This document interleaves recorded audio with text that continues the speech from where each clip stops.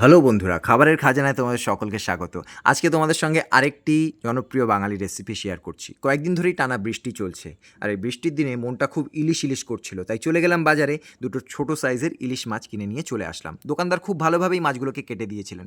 বাড়িতে এনে মাছগুলোকে ভালো করে ধুয়ে তারপর নুন হলুদ মাখিয়ে রেখে দিয়েছিলাম। এবার কড়াইয়ে সর্ষের তেল দিয়ে মাছগুলোকে হালকা করে ভেজে নিয়েছিলাম। মাছটা থেকে প্রচুর তেল বেরিয়েছিল, তাই এক বাটি তেল তুলে রেখে দিয়েছিলাম যাতে ভাত দিয়ে খেতে পারি। এইবার ওই তেলের মধ্যে সামান্য কালো জিরে ফোড়ন দিয়ে লম্বা করে কেটে রাখা আলু আর বেগুন দিয়ে ভালো করে সাঁতলে নিয়েছিলাম। কিছুক্ষণ ভাজা ভাজা হয়ে যাওয়ার পর একটা টমেটো কুচি করে রেখেছিলাম, সেই টমেটো কুচিটা ওর মধ্যে দিয়ে দিয়েছিলাম।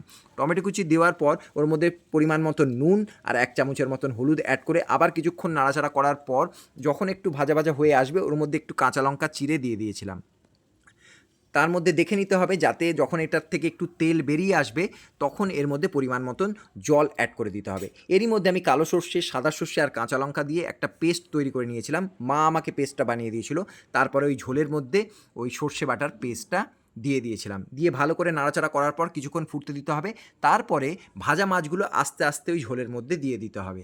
ঝোলের মধ্যে দেওয়ার পর কিছুক্ষণ আবার ফুটতে দিতে হবে, প্রায় 10-15 মিনিটের মতন।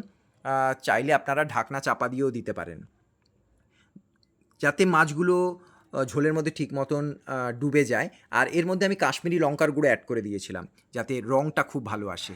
কাশ্মীরি লঙ্কার গুঁড়ো অ্যাড করার পর তারপরে আবার এটাকে মিশিয়ে আবার কিছুক্ষণ ফুটতে দিয়েছিলাম।